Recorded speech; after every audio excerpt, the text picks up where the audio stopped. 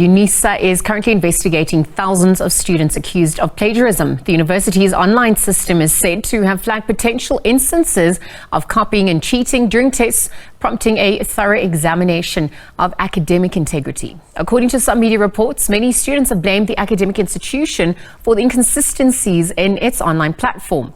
So to take this discussion further, we're going to be joined via video link by UNISA SRC President Nkosinathi Mabilane. Nkosinathi, good afternoon. Thank you for joining us on the SABC at this hour.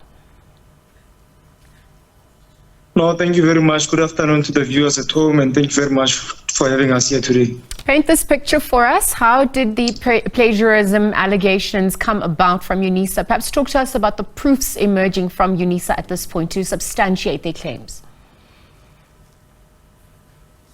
Oh, thank you very much.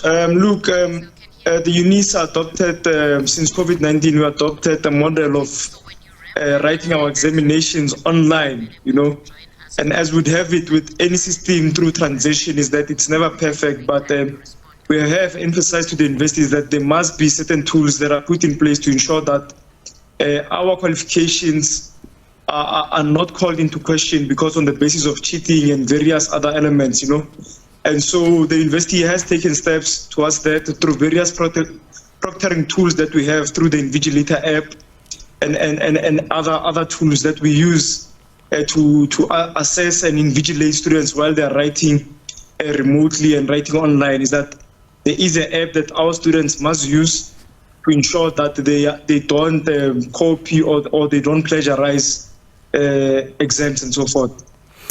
Thank you for painting that picture. And so on the issue of tools at this point, how foolproof is the system that has been implemented to mitigate against such? Talk to us about the glitches that have also emerged as a result of the system changes or the upgrades. What are the reports and experiences from the students reflecting on that front? Look, we must say that initially the system was not perfect, but we're happy to report that the system has been perfected of some sort, not truly perfected, but one of the glitches that we had experienced was that our students were complaining that during load shedding, sometimes there's network difficulties, and when submitting these question papers, it becomes difficult for them, But we can now confirm is that the invigilation app can now work when students are offline, So you can put your phone on flight mode, and you can still be able to submit your examination paper without any further glitches, But of course, one of the challenges is that we've got our students who are from disadvantaged backgrounds, and so sometimes when you are studying when you are writing an examination, you might not be in a conducive environment where it creates an environment where a student can be able to write in peace and with no disturbances, because what the app also is able to do is to pick up sound and noises, and so even through the cases, some of the cases that we have had, we can actually pick up if students were really cheating, because it can even convey the kind of messages that are being shared amongst each other as students. All right, so then on the back of that, Nkosinathi, how plausible are these assertions then from UNISA? And if we're going to look at the time frames in question, when did these claims emerge? How is it going to ultimately affect students and the credibility of the institution and its qualifications conferred? Look, I think we experienced a high number of these flags from the examination period of October-November 2023.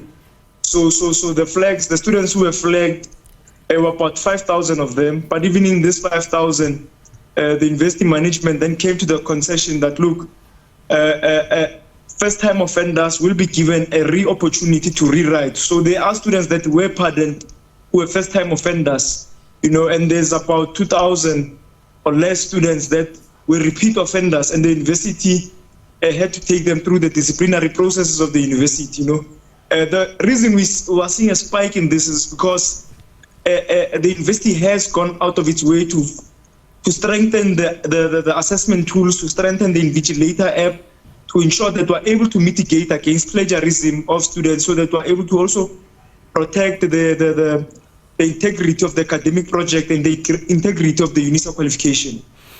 So, on the back of what UNISA has instituted, you've alluded to, first-time offenders, and also what UNISA has communicated as a result. What's your response to it as the SRC to counter the issue at hand or support it?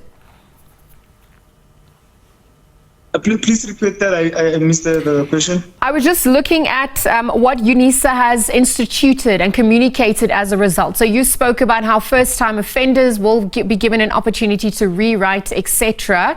But as the SRC, what's your response to those measures? Do you agree with it? Do you counter those issues at hand? Talk to us about your stance.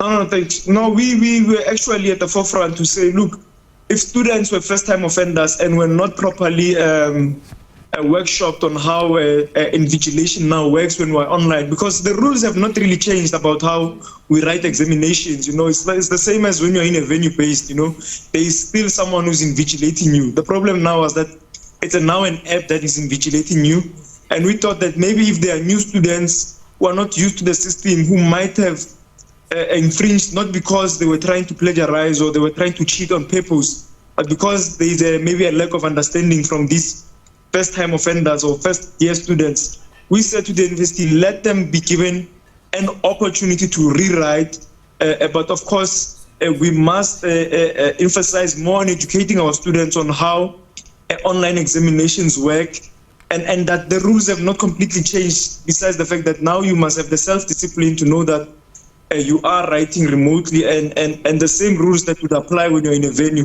would still apply now. So we are happy with the fact that first-time offenders will be given a real opportunity to rewrite, and that has happened now.